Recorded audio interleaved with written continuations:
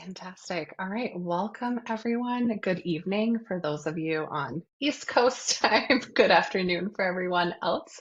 My name is Ezra, and I work in our Career and Professional Development office.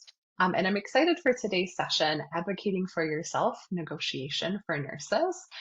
This session came out of a fantastic conversation, actually, that we had with a lot of our faculty about some of the topics that maybe some of our students would be interested in, and I think salary negotiation and contract negotiation, especially for RNs, BSNs, right, for nurses in particular, is a really good topic. And so, without further ado, I am going to go ahead and hand it over to our subject matter expert here, Lola. Lola, want to go ahead and introduce yourself and kick us off? Sure, absolutely. Hi, everyone, and welcome to our session this evening. I'm super excited to be here with you.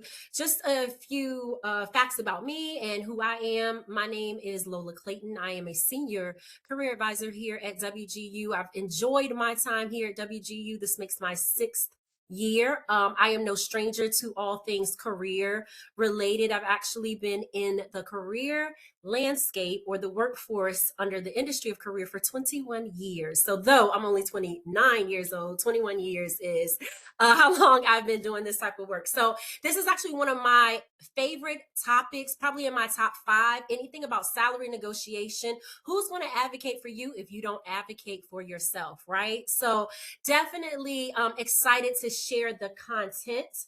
Hopefully, you all will be able to grab some nuggets from the information that I'm going to share with you. And more importantly, thank you so much for putting in the chat. If you're just graduating, maybe if you're approaching graduation with your nursing degree or your healthcare background, perhaps you're looking for a promotion, we're going to cover some conversation starters and ways to navigate a salary-based conversation, no matter where you are within your career crossroad within healthcare. So without further ado, I'm going to get started with our content. So first and foremost, definitely want to take a time out to let you know you are my priority as the presenter and the facilitator for this evening. So take care of yourself. If you need to hop off or if you need to stretch, move, whatever you need to do, please take care of yourself. This session, as mentioned, is being recorded. So a recording will be sent out. So you will not miss any of the information at all. Secondly, if you need to contact anyone in the career space or the career department, of course, you have Azra and that represents our employee engagement space, but you also have me in the career services arena. So if you have questions about the content within this presentation, or if you just want to have a one-on-one discussion, how to apply the conversation for yourself, because a lot of the information you're going to hear is going to be general. But if you have something specific based on your scenario and situation, please feel free to look at the screen and see the phone number there. You can contact an advisor or you can email us and we'll be happy to assist you. All right. So let's talk about our agenda. Small things up here, lots of information goes under this top five. So we'll talk about the art of salary negotiation and what that looks like. We'll identify what can be negotiated. So what are you indeed negotiating? And then sample negotiation, conversations that we'll run through.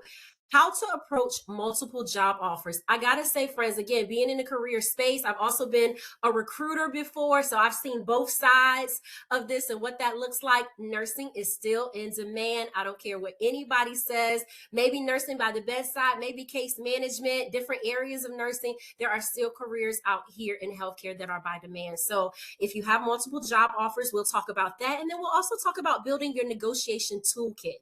So that's really important. Oh, I hit the wrong button. Sorry. We're going forward, not backwards. There we go. All right. Audience participation questions. So please use the chat to answer this. But at what stage should you consider negotiating your salary? At what stage do you think you should consider? So you got a couple options here. A, on your application. B, on your initial first interview. Or C, after the offer has been extended. So I'm going to give you about 10 seconds or so because this is a rather large crowd. So everyone gets an opportunity to participate. But what is your thoughts around this question? Okay, I see some B's, some C's. Okay, depends. That looks good. A few more seconds on the clock if anyone else wants to pop in. When do you think you should consider negotiating your salary?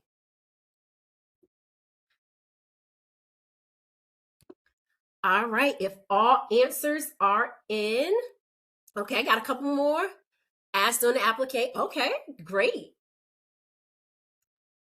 C for this particular question is after an offer has been extended by the recruiter or the decision maker to take the action of negotiating your salary. However, for those of you that put A or B, not a wrong answer here because generally A on the application, they do ask, what are your salary expectations? And then B, if you get an initial interview, perhaps with the recruiter, they may also state for this particular role, the salary range is, I'm just going to throw out a number, $50,000 to $60,000. So there is generally some announcement providing you what the initial range is, but to negotiate generally comes at C after you've had an opportunity to talk with the recruiter and they've given you the full package. So thank you, audience, for participating in that. Really appreciate it.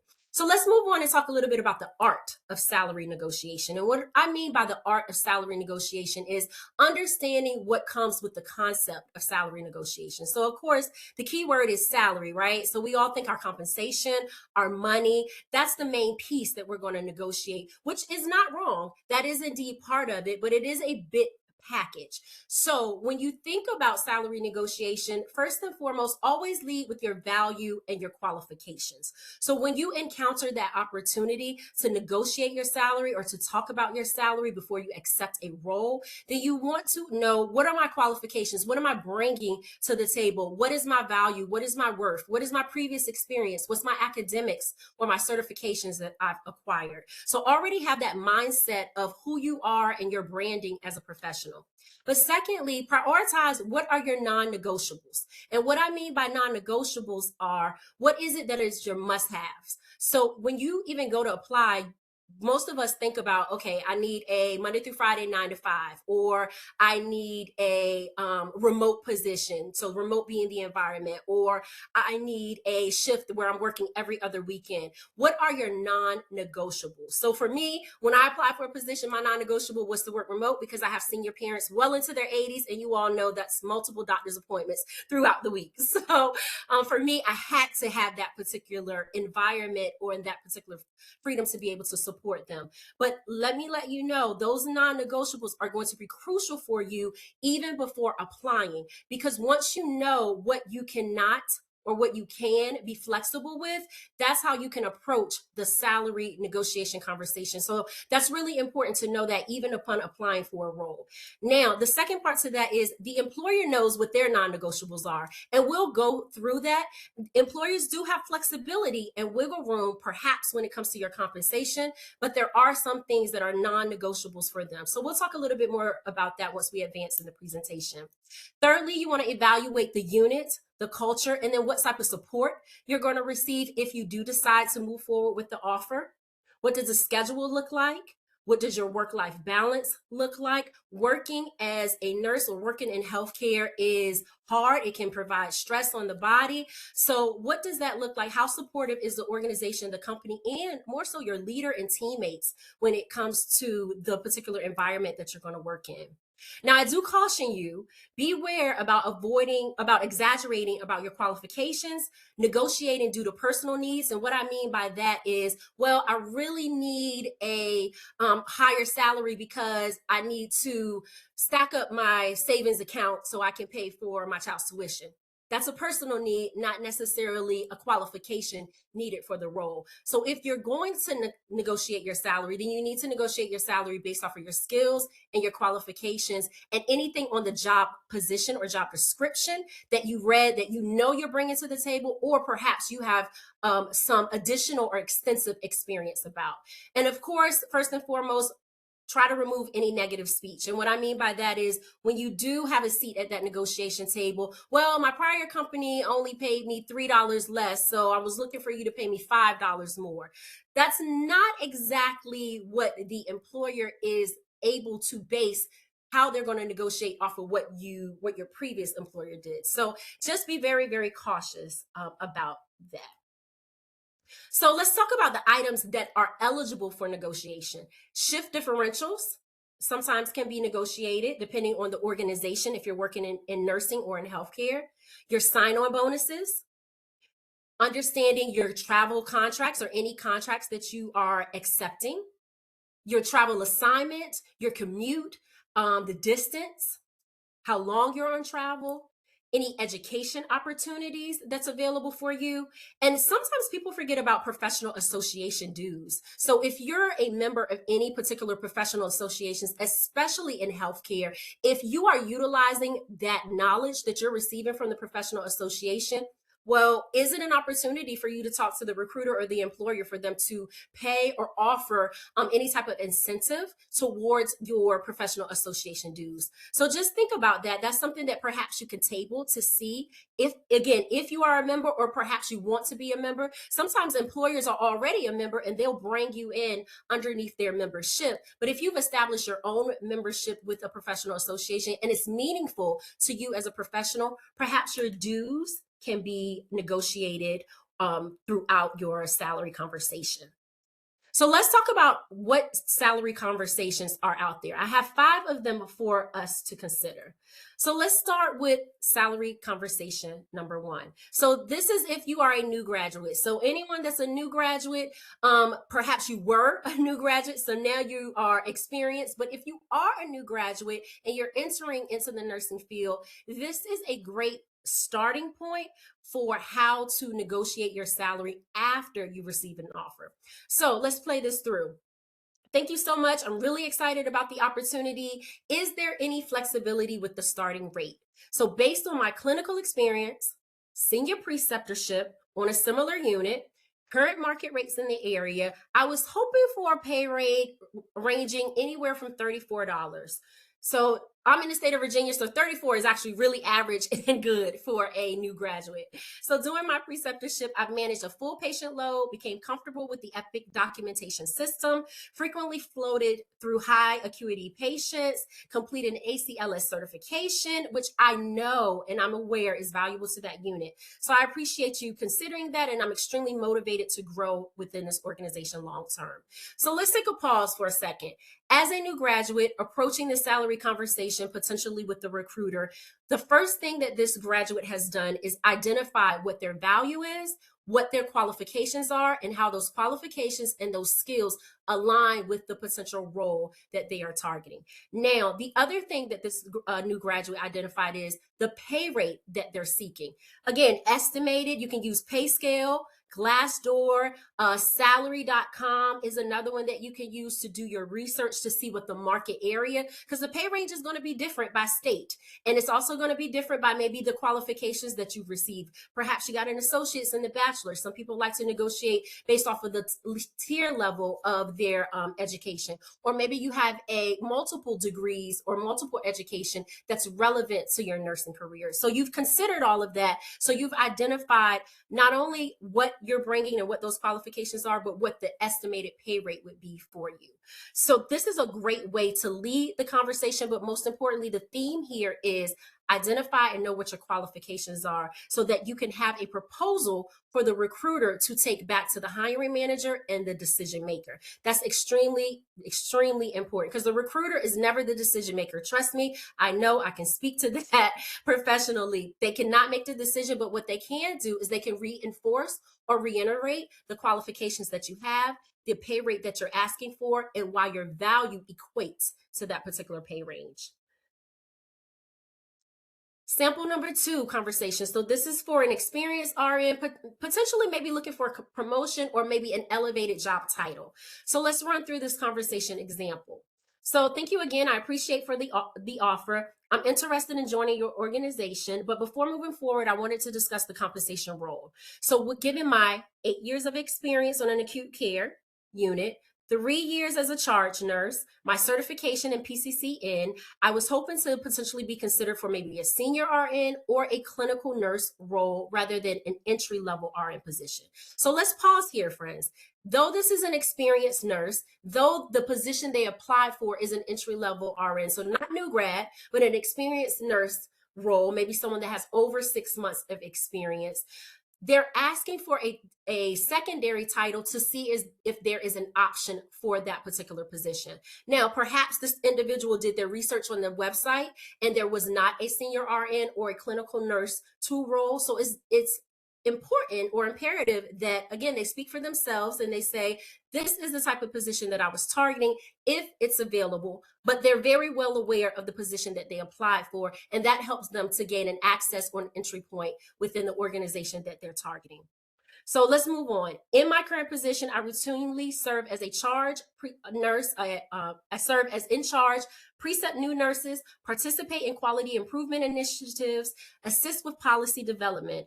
I'm also very comfortable in managing high acuity patients and acting as a resource for my teammates. So based on the scope of the responsibility and again, market values, I was targeting a rate closer to 47 to 49. Again, a range here. So that gives some flexibility, not only for your request, but also for the response of the employer. And I'm absolutely excited about the opportunity to contribute to a higher level and to grow within the company. So again, the theme in conversation 1 and 2, lead with your qualifications and how they align with the position that you're targeting. And again, if you're in an experienced position or you're targeting an experience, it is okay to ask for a different title or an alternative title in leadership if that's what you're seeking, but also lobby and prepare yourself for showcasing your qualifications that align with that particular leadership role. The recruiter, whose responsibility and their job title is to fill open positions within a company, may say, oh, you know what? You would, based off of your qualifications, you would be a great fit for this position. That's a different hiring manager. Let me present your resume and your qualifications to them. Let's see if we can get you at this particular range. If so, great, because now you've mentioned it to the recruiter. They're going to do what they can to fill that open role. But if they don't have that particular opportunity, then at least you've stated what your salary request is. You've allowed the an estimation for your request, and you've provided some flexibility for the company. And please, my friends, I'll pause here. The chat is wide open. Azra is monitoring the chat. So if you have questions, please put them in the chat. Happy to go back and revisit them as long as time permits. But if you have questions, thoughts, comments, even testimonials for anyone that has worked or had these particular conversations before, and you want to share a little bit about your experience, by all means, the chat is wide open for you to do so. Let's advance to sample conversation number 3. So this one I pretty much put in a more of a dialogue type of style so that you can maybe gather a visual of what this looks like. So this particular sample conversation is travel nurse on contract. So perhaps you're receiving a opportunity for a contract.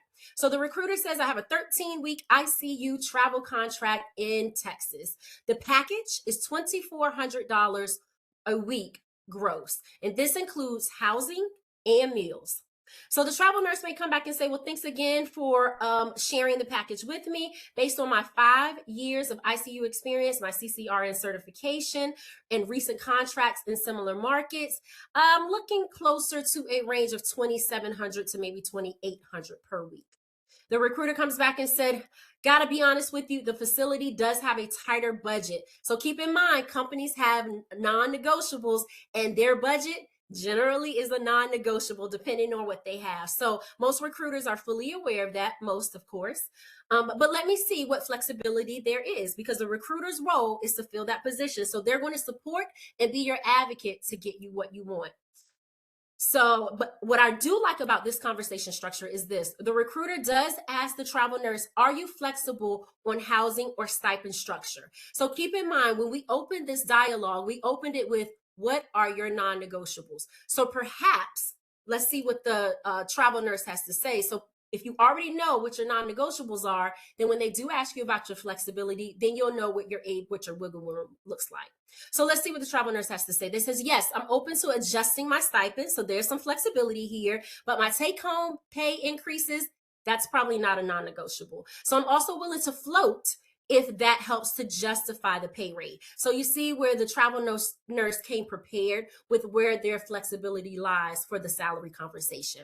So this helps the recruiter, as you see, moving right along. And the recruiter says, I may be able to increase the package to $2,650 per week with a higher hourly rate and adjusted stipends. The travel nurse says, thank you so much. I appreciate that. If we could reach $2,700 per week and confirm 36 guaranteed hours, I'm ready to commit today. So the travel nurse already has in mind what they want, what they're looking for based off of having this dialogue with the recruiter. So this gives the recruiter opportunity to see what they're flexible with, what they're not flexible with, in a proposal of a conversation with the decision makers of what they can offer this particular nurse. And so the travel nurse goes back and says that they will get the numbers finalized. And once they're finalized and they align with their expectations, then they will move forward. So this is a option for a conversation of how you can navigate that conversation with the recruiter.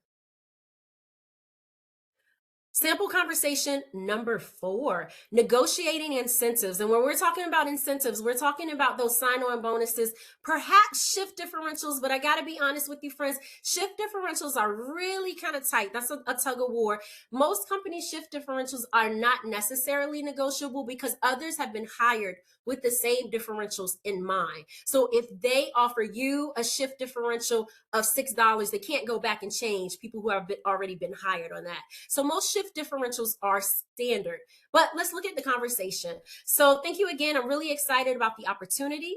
I wanted to ask about the offer, specifically the sign-on bonus and the differential. I noticed that the posted position mentioned a sign-on bonus of $7,500, but based on my 5 years of experience, the fact that I'll be working full-time nights, is there any flexibility to increase the sign-on bonus closer to $10,000? I'm open to rotating weekends and holidays. So again, let's pause here. Here's some flexibility. I'm asking, I got a request here, and I have some flexibility. So if you can give me the $10,000, that's great. I'm willing to add more and be flexible to my weekends and the holidays that I'm going to contribute to this role.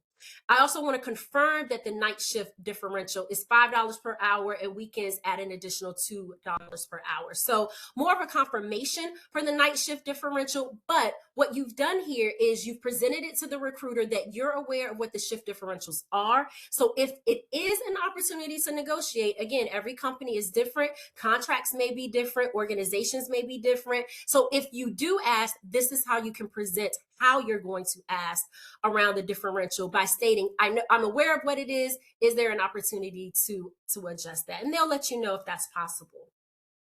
So this is when you're going to negotiate incentives, and this is simply a foundation and a launching pad for how you can present that particular conversation. So our last conversation topic here is promotion requests. And one of my favorite ones, because if you are already an internal employee and you know you've been putting in good work, you don't want to be overlooked for an opportunity. How do you represent for yourself and you ask for an opportunity for a promotion? Great way. So let's get started. So the nurse approaches their supervisor and they said, hey, thank you so much for meeting with me today. I want to talk about growth on the unit and the potential opportunity to discuss a promotion. Of course, the supervisor is welcoming the conversation, as all supervisors should be. And they said, I've been a full-time nurse on the unit for 3 years, consistently taking additional responsibilities. For example, charge nurse, precepting new hires, participating in quality improvement projects, and I'd really like to be considered for a clinical nurse 2 or senior RN role.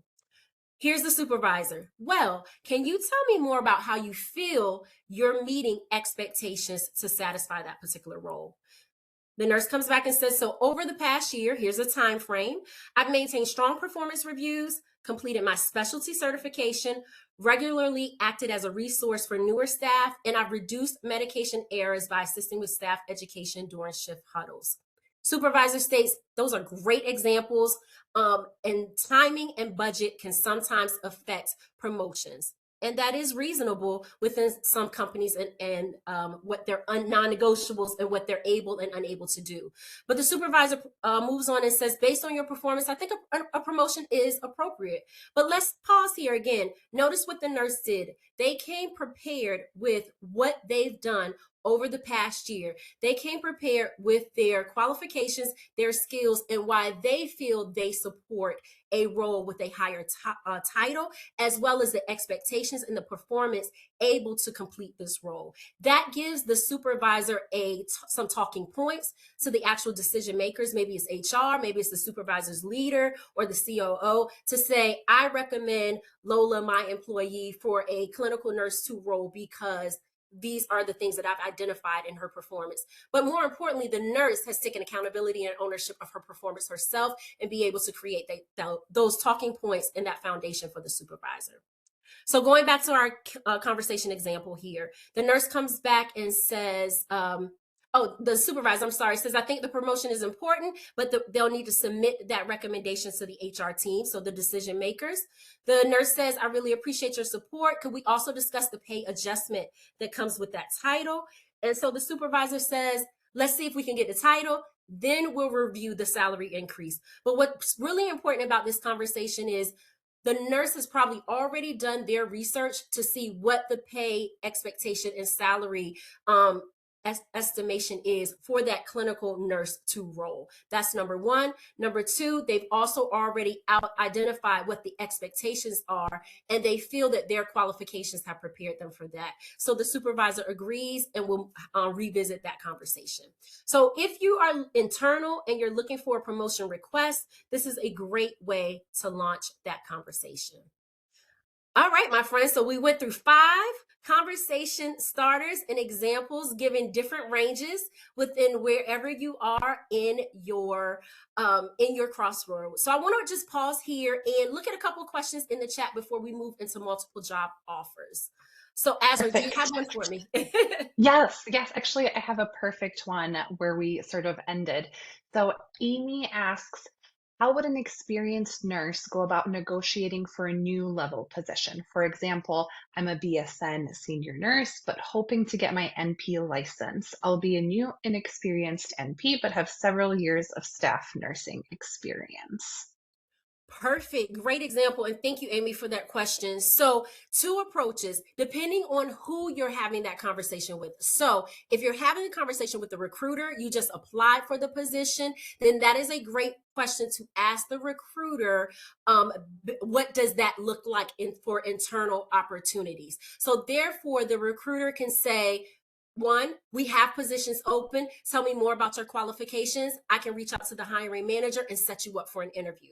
Secondly, if you're an internal employee and you're talking to your supervisor and you're asking for that particular role, then you want to utilize the example we just discussed and think what research have you done on the role that you want, and how do your current qualifications align with that? So your education is going to be good, but more than likely what's really going to put a stamp on your and validate your qualifications is any experience that you've done or any exposure that you've done to that particular role and what's needed. So it could be that your supervisor may say, do you mind doing a little bit, some observation? It could be that your supervisor may say, let's revisit that. Want to see, and they should be setting a growth plan for you now that they've identified what role you're targeting. So 2 ways to approach that given on who the person is that you're talking with.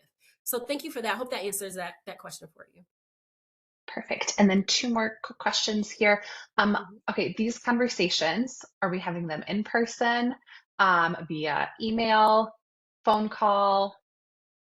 Great, great. What's the environment, right? What does that look like? So, it's honestly going to be up to the organization. Most recruiters work, but some of them work from home, some of them work in person. So, it may be an opportunity for you to have that conversation in person if they invite you in. But I have to be honest, most recruiters are probably going to call you over the phone, or they may ask you to set up do you have time for a virtual meeting? But 9 times out of 10, I'm going to say it's going to be a phone conversation, because recruiters are doing exactly that. They got a talent pipeline. They're moving through offers on a regular basis. They're also moving through applications. So it's probably going to be a quick call letting you know this is the offer. So that's where your preparation is going to come in. So if they do call you, you already know what you're ready to either ask for, or if you are just wowed by the interview in the company and you know you want to go ahead and accept. So most of the time, I'm going to say phone first versus any other scenario. Agreed. All right. And then one more great question here. Okay. How would I go about negotiating for a day shift instead of night? An employer I've talked to said, are you able to work nights as that is what most nurses get? I said, yes, but my preference would be days. How hard do I stick to days? I'm worried they won't consider me if I say I really want days, and that is a non negotiable for me, even though I would work nights if there was no other option. Where do you Ooh, draw the line? Where do you draw the line? that's sticky. That's really sticky. So I'll start off with the first part of that question. If day shift is indeed your non-negotiable for whatever reason, then ask if, but you have some minimal limited flexibility, then the way you approach that question is, if I accept a night position, how long will I be on nights? And you can state, I must admit, I really need days. Maybe I've been working days for quite some time, or I know my lifetime clock and I'm more productive during the day. You can state your purpose why if you want to, but the way you want to lobby for potentially getting to days is asking the question of, how long will I be on night? I'm willing to work nights, but how long does that look like? Does that look like when someone else leaves a day position, then I'll be the first choice to go into that. So give the what I want to say is be assertive but not aggressive in asking for that, and asking for what does the timing look like if you're able to be flexible. That is fantastic. All right. I think those are the questions that I see right now in the chat. So I say let's keep on going and You got it. All right. So let's talk a little bit about what do you do if you have multiple job offers. First and foremost, please take a deep breath. Pat yourself on the back and identify yourself as a rock star. Applying for it, first of all, the job search process is a job. Applying for a job is a job. Customizing your resume is a job. Interviewing is a job. So there's a lot of work that goes into that process, and even leading up to the job offer in itself. So please, as a human being, take time to just soak it all in, and therefore, so you'll have clarity to look at all offers and look at them healthy, and make sure you have all the insight that you need. So that's number one. But then number two, don't negotiate just to negotiate. There are risks. I think that last question that was provided about the days versus nights, that shift time, there are some risks, and the company can very well say, hey, we are firm on nights, that is our need right now, because they're looking at patient to nurse ratios. So if that's their critical organization need, that's what they have to support. If you're going back, you're doing a tug of war with them, then there may be risk, and they may say, you know what, thank you so much, and there may be other candidates in the pipeline. So approaching that conversation, again, kind of leading back to that question, asking what does that timing look like. So there's a way you can ask probing questions to, again, lobby and advocate for yourself, but also make sure that you're understanding of the circumstance given on that particular shift. So don't negotiate just to negotiate. Be likable. So set the tone that you can be won over, perhaps, but does that mean that you will be? So you do want to show gratitude. And I always say this, be likable, because if you're coming very firm, this is what I have these qualifications, then the recruiter may say, you know what, it's not even worthwhile my time to lobby for you with the hiring manager. The recruiter does sense what your body language is, and your receiving of this. So make sure you're showing gratitude, you're very humble, you're thankful, you're appreciative. I think all of the 5 conversations led off with some sort of nicety in the beginning, but it's always, the final decision is going to be up to you when it comes to the salary. And make sure you do your research. Again, I talked a little bit about professional associations. So if you have a mentor or an experienced nurse, maybe your mentor, your academic mentor, is someone with a healthcare background, or you're a member of a professional association and you've made friends with a subject matter expert or someone else that has encountered this. I'm also going to put a real quick plug for Ask a Grad. If you don't know what Ask a Grad is, please make sure you check it out. I don't know, Azar, if you have the link, and you could toss it in the chat for later, but Ask a Grad is another way to connect with the WGU alumni community.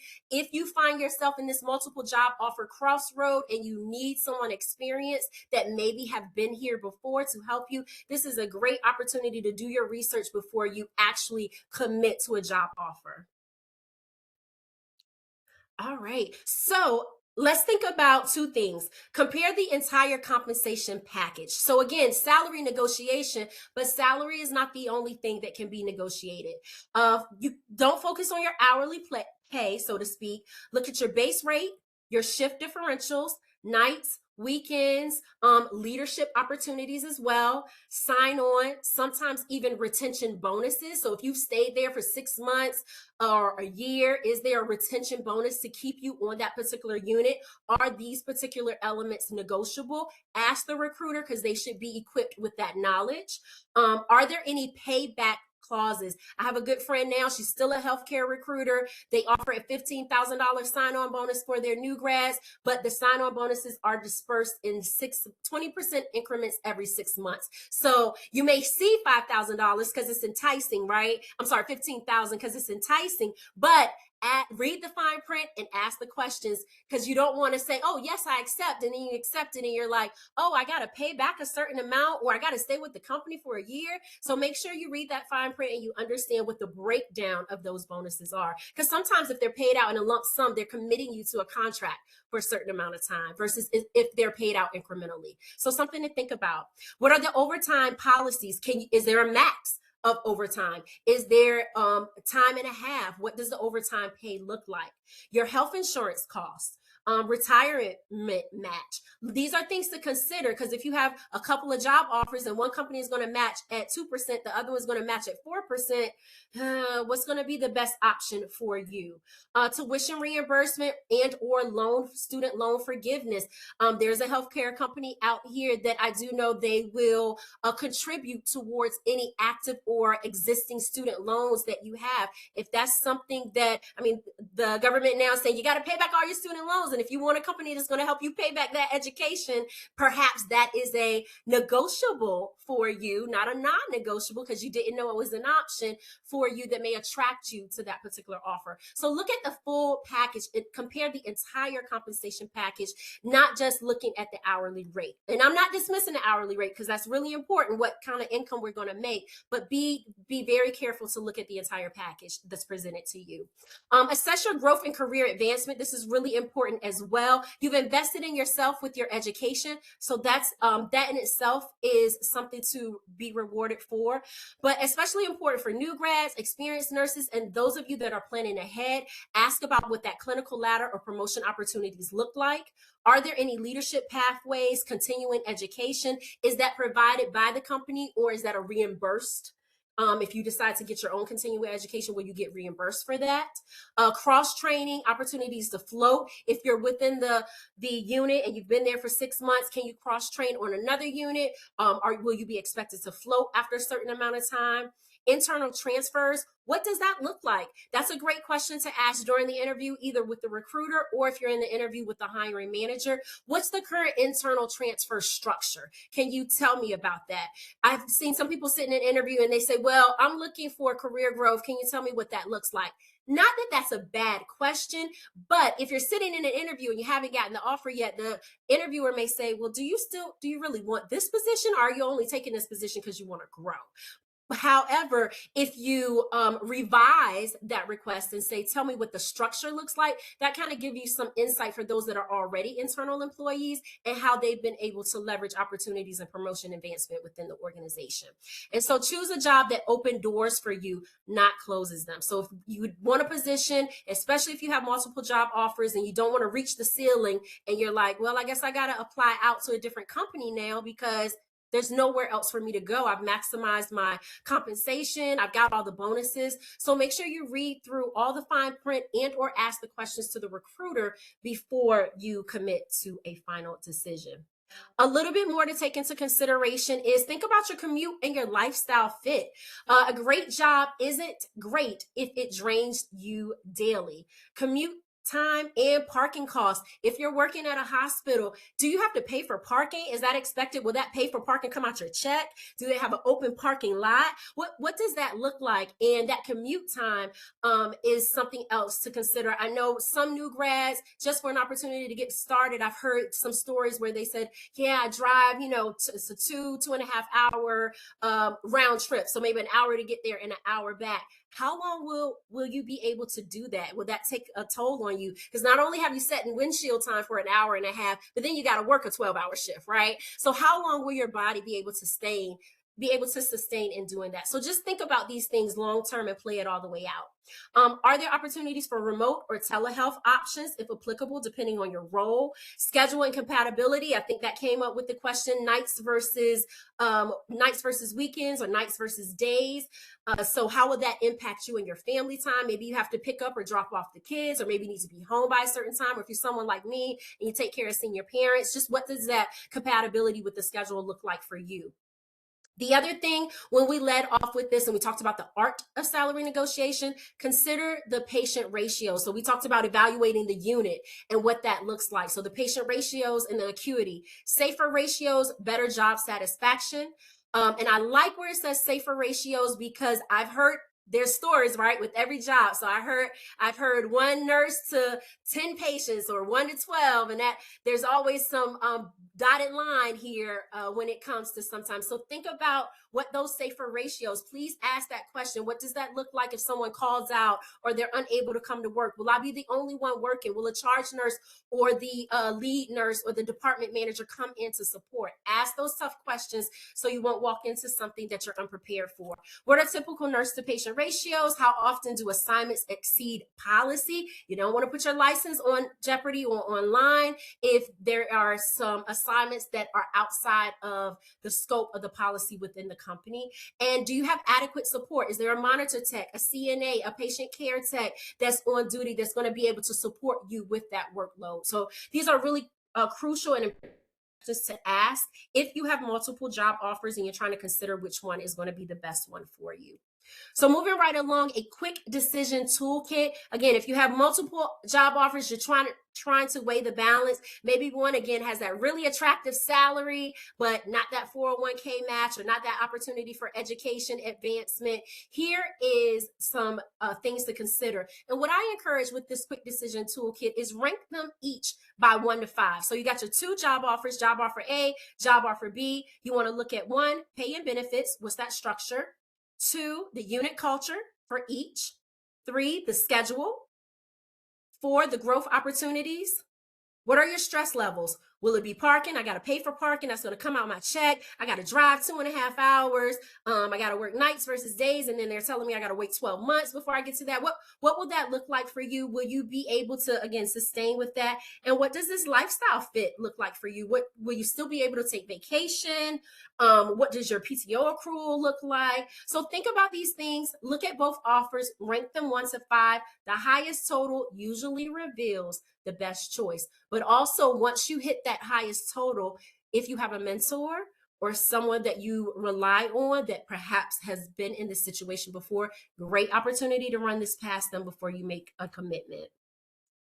And indeed, some rules to remember as we kind of close out here with a summary of everything. Some companies are first offer, best offer. So be prepared. I know we talked about non-negotiables.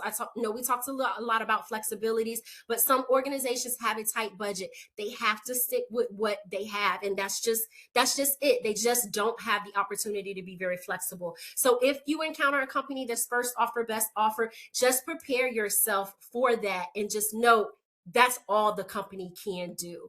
When you get an offer, ask for time, avoid accepting and on the spot.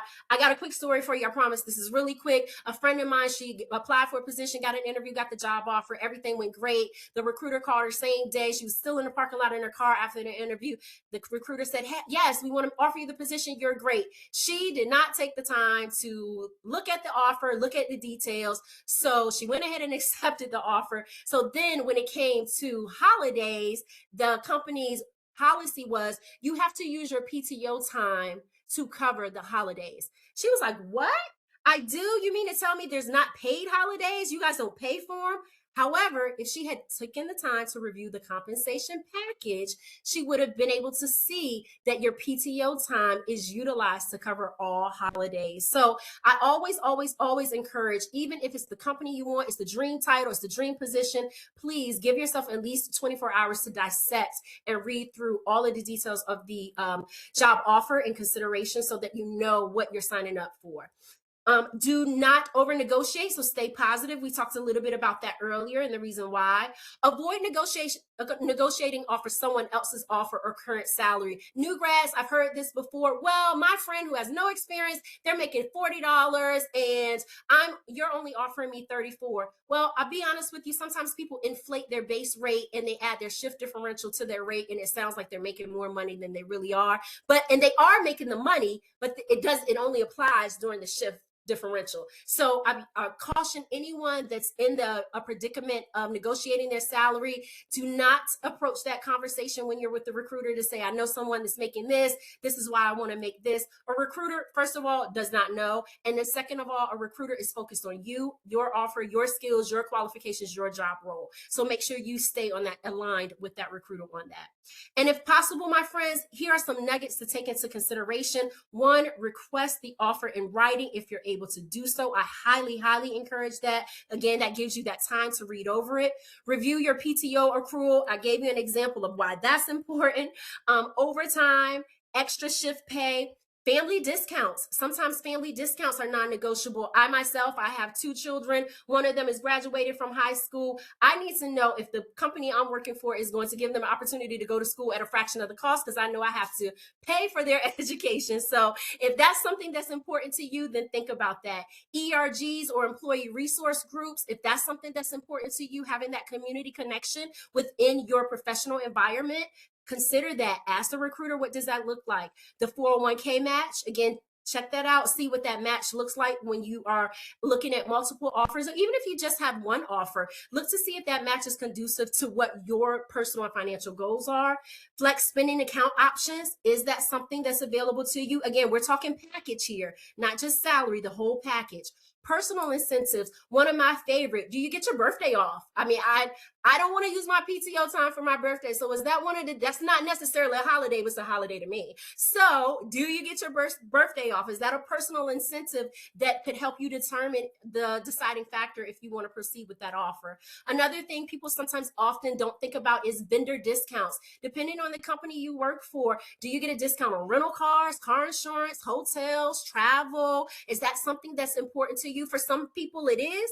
Maybe company A is offering really high discounts, like 50% off of flight tickets. I may be interested in that so I can travel. But what are the discounts that are associated as an internal employee? And then last but not least, recognition rewards. Most companies do have some sort of recognition. Are they just going to give you a certificate or a post-it note and say, hey, Lola, job well done? Or does the recognition rewards turn into cash or give you an opportunity to buy something within a company from their company store or branded, or you can bank some of your recognition rewards? So again, the whole compensation package is something to consider when you're advocating for yourself and when you take a seat at the negotiation table. So that, my friends, pretty much concludes our content around salary negotiation. As I kind of wrap this up, I want to say, first and foremost, thank you so much for your time, attention, appreciation. The chat is still open. So if you have questions, this is a great time to put it in the chat,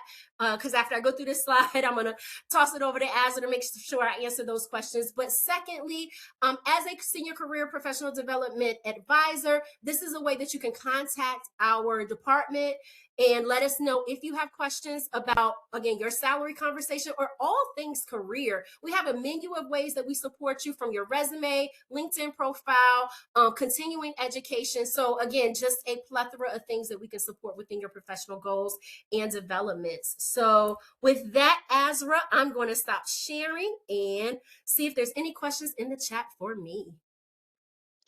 Absolutely. We have some really good questions here. Okay.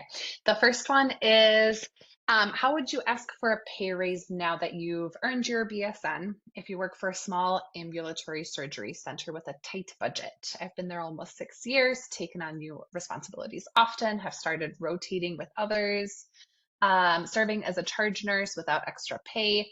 Myself and 3 others have absorbed 2 full-time employees' responsibilities as well. Wow. Great question. I will tell you what stood out to me in that question is tight budget. And tight budget is generally a non negotiable for an organization. I like how you presented the question because pretty much you just advocated for your skills, your qualifications, what you're doing. And that in itself is amazing.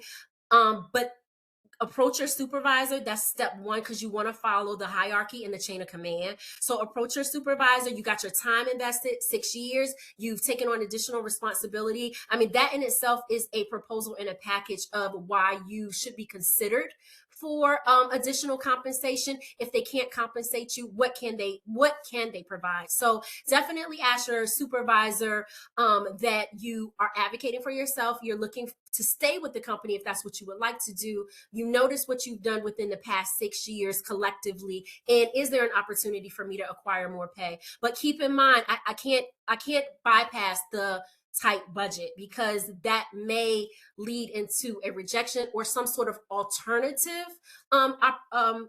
something alternative for them to offer you if they can't offer you compensation.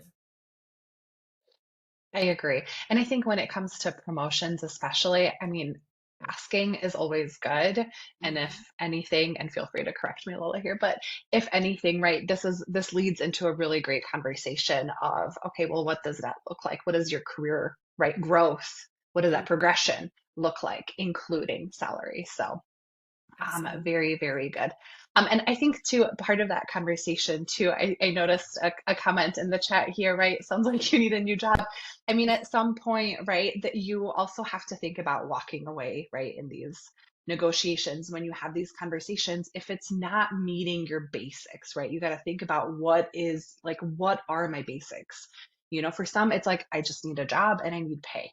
For others, that looks different. And so, what are those like things that you absolutely, absolutely need, and is it meeting those? So think about that Absolutely. as well. Great point. And that's why I'll just reiterate. Thank you, Azra, for saying that you Mhm. got to know your non negotiables and you got to revisit them during times within your career. So if you said you've been there 6 years, please revisit that after each time that you're provided more work, more of a workload. Revisit that as you have put together what you've been given to the company. Because sometimes if you're putting out and you're not getting back, it may be an opportunity to look elsewhere. So definitely. All Thank you. right. Yeah. Okay. Next question here.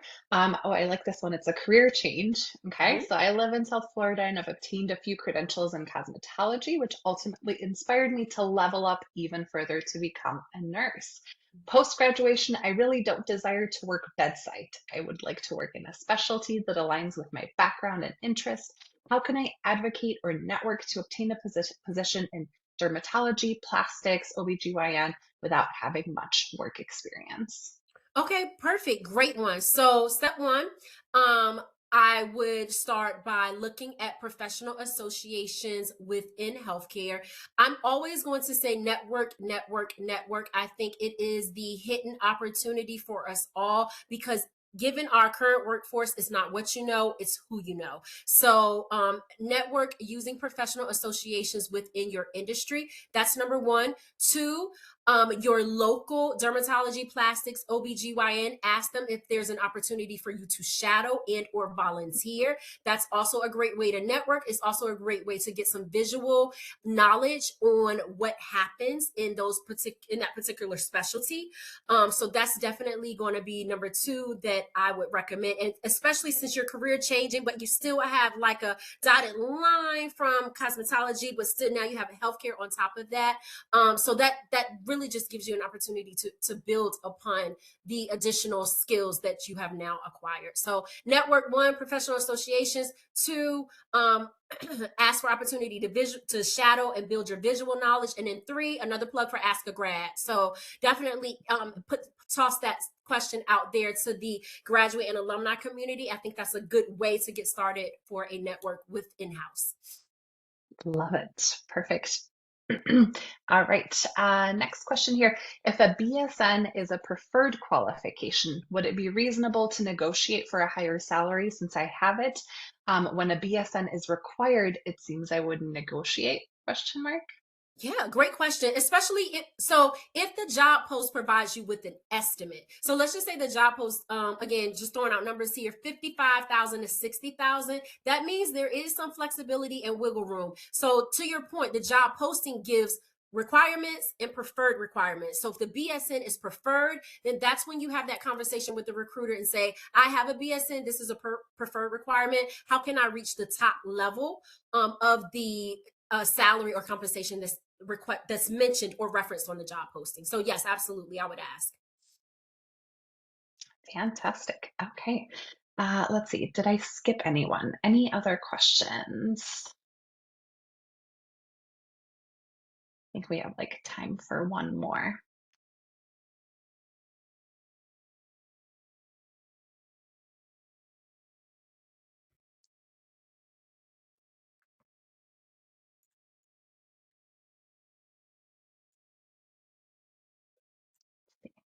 Don't see anything here in the chat, Okay. but such great questions.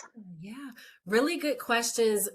Definitely, I appreciate that, and I appreciate your attention and for listening. Again, if you're on the East Coast, it's happening at 8 p.m. So definitely don't want to keep you on any longer. Azra, I just want to say thank you again as a great teammate and this opportunity, and definitely to the audience that participated. The session is, I know, being recorded, so it will be sent out. But thank you all so very much. If there's anything that I didn't cover and maybe you have additional questions about it and you want to take it offline, please reach out to us. As so kindly put the website in the chat box. So I hope to hear from all of you soon. And thank you so much. I have a question. Yes. Oh, Is it yes, go ahead. okay? So I was planning on scheduling an HR meeting and trying to negotiate a pay raise. Is it okay to mention that my coworkers doing the same job got hired in at a much higher starting salary? So I know the pay scale and I know where my coworkers are at, and if I'm below it, is it okay to bring that up? I do not recommend negotiating or bringing that up to HR because, and you can, it's just not a professional recommendation.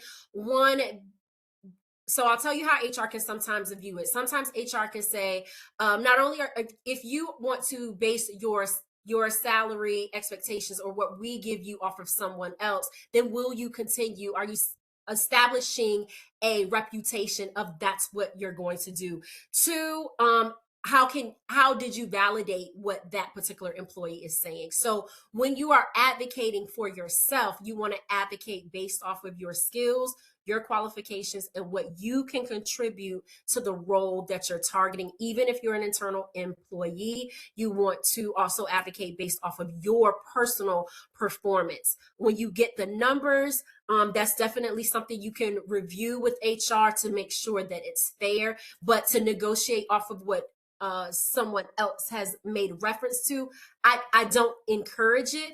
Does it happen? Perhaps it does happen. I just don't recommend it if you're asking for yourself. And Azra, I'll defer to you if I'm off with that one or if you have something to contribute.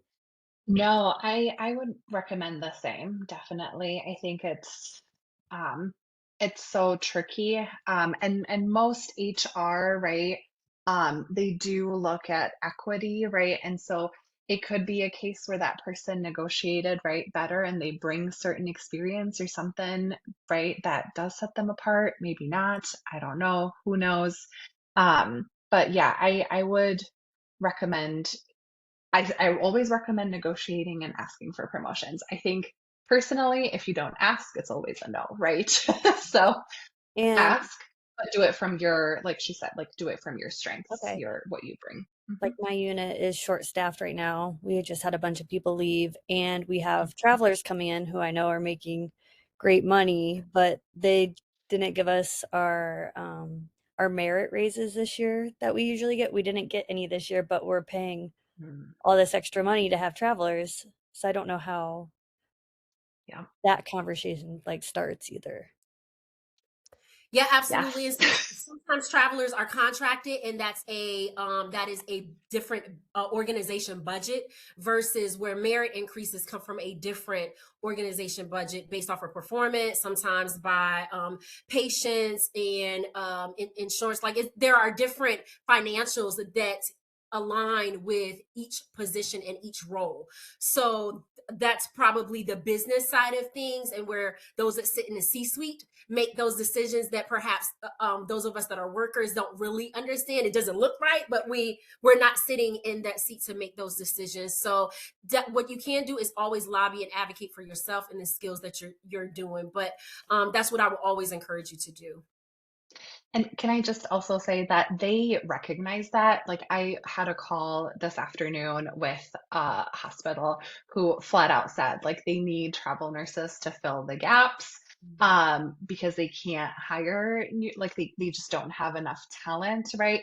But they recognize that that's such an unfair situation to current nurses and that it impacts retention. And so I think even coming from that standpoint by saying, like, hey, I want to be here long term, like, this is where I want to build my career. One of those is, leveling up and looking at, that next step, and then again, here's what I bring to that, and having that, starting that conversation from that standpoint rather than saying, like, hey, I see you doing these things.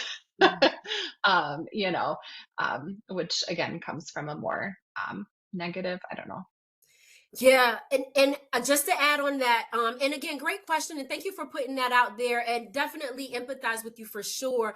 I would encourage to, and someone put it in the chat, find a plan B. You are the commodity. See what else is out there. You know what you can contribute. So take that same energy instead of trying to understand why the company is doing what they're doing. Take that energy and focus it and invest in you and your professional skill set and what you have to offer. And perhaps there is another organization that can provide you your worth, given your value. So I would encourage taking that energy to share yourself out. To see what else is out there, and utilize career services to help you if you decide to go on that journey. That's where we help with resume support. We help you with mock interviews. That's where we come in to be your cheerleader and support you on. You can still work your current company, but take that energy to maybe try to find somewhere else that's going to be more respectful for who you are as a professional. Great. All right. And then our website is in the chat, and I will send out all of the resources, the recording. Again, everything will go out to everybody. So you have access to all of it. And if there are any other questions, you can always let us know. You can schedule an appointment with our fantastic career advisors like Lola. So don't hesitate to use us. All right. Well, thank you again, Lola. That was fantastic. Such a good reminder. Always advocating for yourself. We hope everybody got a little something out of this. And yeah, looking forward. Again, this session is part of Winter Career Quest, so there are lots of other sessions coming up.